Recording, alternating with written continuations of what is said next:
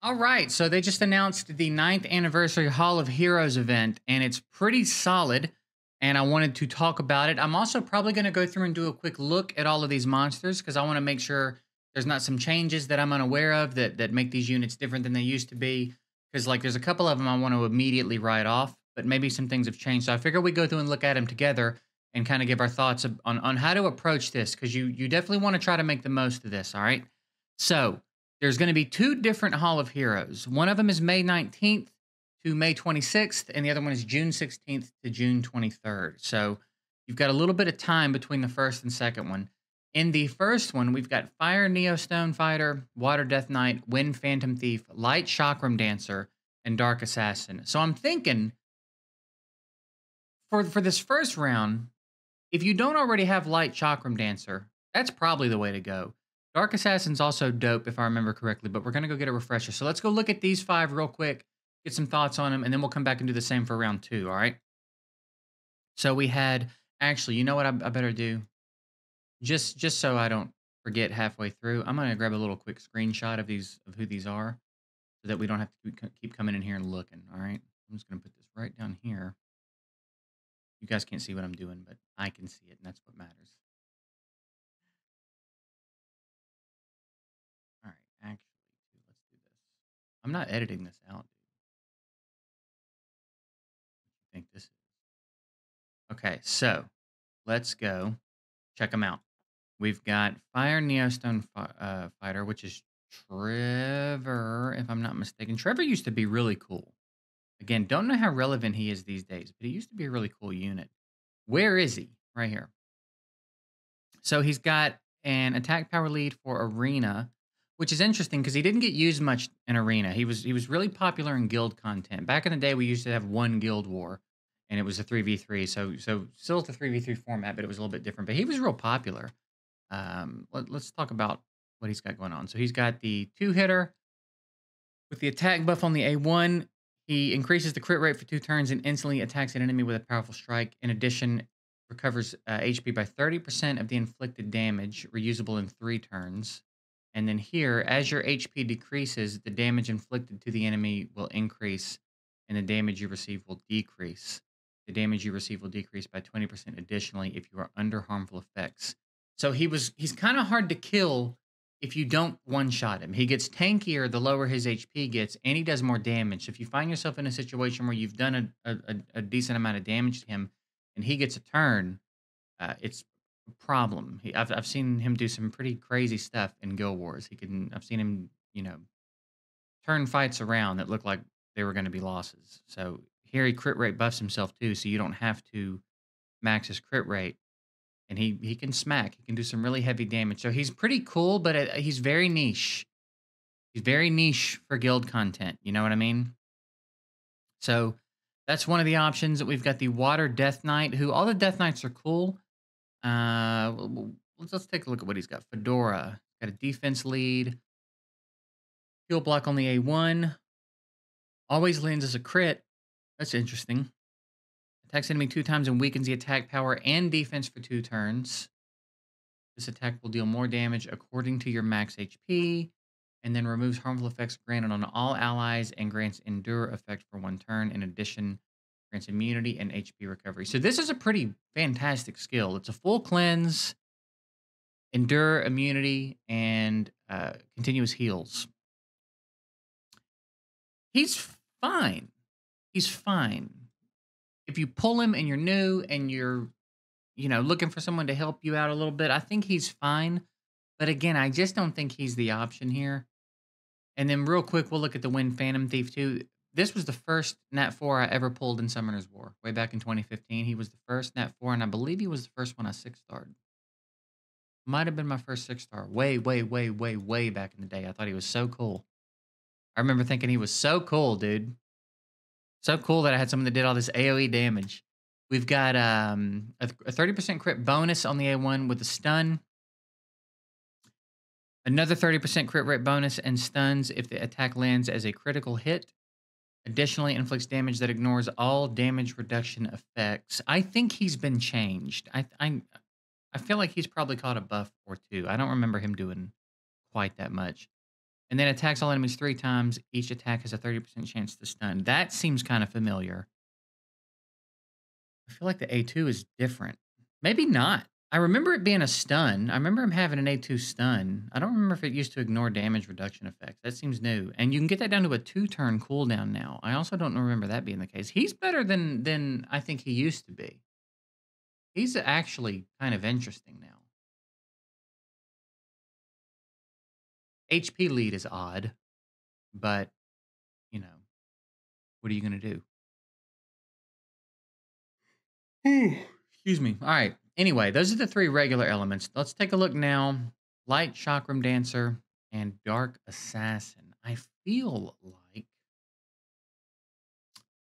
I think I have the Dark Boomerang Warrior, if I'm not mistaken. So that might be a fun combo for me.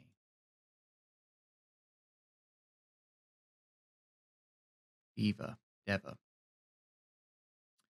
Attacks enemy 2 times to inflict damage that increases as the enemy's HP decreases. Additionally, if there's a Boomerang Warrior, attack together. Okay. Attacks all enemies with chakrams 2 times and stuns them for 1 turn with a 30% chance each. And the passive inflicts continuous damage for 1 turn with a 50% chance. And additional damage is proportionate to the enemy's max HP with every attack. Boomerang Warriors will also inflict additional damage proportionate. Oh wow. Yeah, that's pretty, and a dungeon speed lead. That's pretty beefy, dude. Yeah, I just feel like she's if you don't have her, I think you gotta go for her. And even if you do and she's not skilled up, I think you need to get skill ups. Like that definitely seems like the way to go. I remember the Dark Assassin being kind of cool, but I don't think she's gonna hold a candle. Isabel is dope. Um, I don't think she's gonna hold a candle to Diva though. We've got a speed lead, got a defense down on the A1, attack power, crit rate, and another turn. Not bad on a 3-turn. Deals damage to the enemy and recovers a turn if the enemy dies. While the skill is on cooldown, all damage you deal is increased by 50%, and Endless Death will be instantly reusable again if an enemy or ally dies. So again, very cool. She is very interesting, no doubt. Definitely a cool unit. Probably relatively niche, though. I just feel like in this first round, everybody else gets blown away by her. I would highly suggest that you go with her. If you don't have her or if you don't have her skilled up, I think you need to go for her because she's dope, right? For the second round, we've got Fire Sniper, Water Neostone Agent, Wind Dryad, Light Joker, and Dark Succubus. Now, really quickly, nope, wrong one. Over here. Water Neostone Agent, right there. Wind Dryad. These 2 are eliminated, in my opinion. Um, you can make them. I would not waste a Hall of Heroes on something you can make. It's kind of a pain in the ass. I would love to skill up my Melias. I'm going to skill up my Melias. But I think it's worth thinking about the other units. If you've already got them and you don't need anything, then yeah, skill ups for your Melias or whatever would be great. But Fire Sniper is a really cool unit if you don't have him. I see him get used. Excuse me. I don't know why I'm yawning so much now. I see him get used quite a bit in guild stuff and Siege. Him. He's pretty cool, actually. We've got an A1 that ignores all damage reduction effects. Here, he puts himself into a stance. Increases damage dealing to an enemy by 200% while in this pose, and increases the chance of receiving a glancing hit by 70% if you're attacked while in this pose. The hidden aim pose it disables after you attack on your turn. And you can skill this up rather, down into a 2-turn cooldown. So you put him in this pose, then you use the A3, and the A3 just, I'm sorry, not the A3, the A1, and he bangs, right? And then here, decrease the defense of the enemy with the worst HP status for 1 turn at the start of each turn. So he's designed to do what they called him, right? They called him a sniper. He's designed to snipe people out of the fight. He's really cool. But again, I think pretty niche. I don't see him get used in arena very much. I've never seen him in RTA. He gets used a lot in guild content though. So if that's something you're focusing on, he's someone to consider very heavily because he can, in fact, bang. And the A1 ignoring damage reduction effects is just really cool. Water Neostone Agent and Wind Dryad we're not even going to look at because they're fusion monsters. You're probably familiar enough with them by now. And if you are new in the game, especially, and you're like, if you're so new that you're not familiar with them, then I'm also not going over them because they need to be omitted. You need to you need to be going for the higher value targets here. So with those being ones you can just use, we're not looking at them, all right? So moving on to the Light Joker. I feel like the Light Joker used to be bad, and then something changed. I got Light Joker from a Wish on my old account a long time ago, and I remember not being very excited about it. I was excited because I got a monster from a Wish, and it was a Light Dark Nat 4. Like, in that sense, it was like, that's crazy, that's awesome. But I remember the fact that it was Light Joker was like, man, it could have been so many other things. But I don't know if he's been changed, so let's take a look. Resistance lead in dungeons is not a great start, in my opinion. We've got HP, heal recovery, heal block is what I'm trying to say on the A1. We've got standard A2, Lucian A2 basically. And then camouflage removes one beneficial effect from the targeted enemy and installs a bomb for 2 turns with a 25% chance every time you perform an attack. In addition, cancels incoming damage with a 25% chance.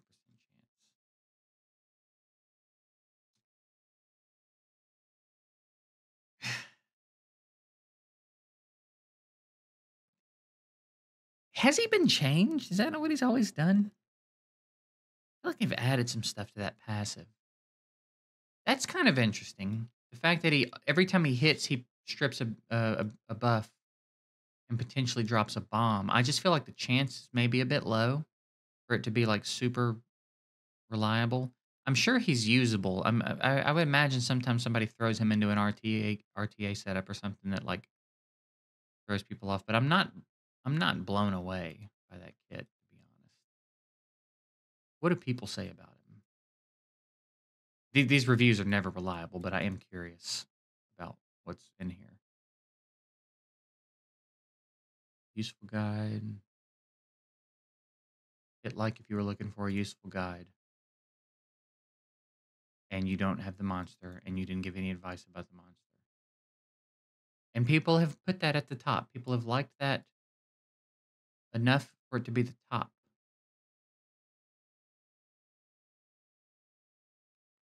People are wild, bro.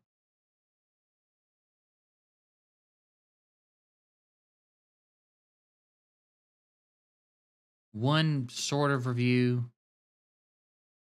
doesn't even have artifacts on him. Yeah, unfortunately, that's the state of the. I think they need to cleanse all those reviews and start over. Although it would just be the same shit, so whatever. Dark Succubus. I used to use the light one a lot. I really liked the light one on my old account. I ran my TOA hard team had Hathor and Light Succubus in it. Hathor would reset and put everybody to sleep, and my Light Succubus could AoE nuke without waking everybody up, which is really cool. And then I also used her in some Guild War stuff occasionally as well. I don't know what the Dark one does though. Attacks the enemy without, won't so it won't wake up a sleeping target. Puts a target to sleep with a 50% chance. Skilled up, that's 65, 75, 80. That's not bad. 80% chance to sleep on the A1 is kind of crunk, dude. And then gets attack bar if the enemy falls asleep. Attacks without waking up the enemy that's under sleep. Replaces up to 3 beneficial effects granted on the target with sleep. Increased chances of glancing. So sleep, glancing, and defense down. Single target, you can get it down to a 3 turn. pretty good. That's a pretty significant strip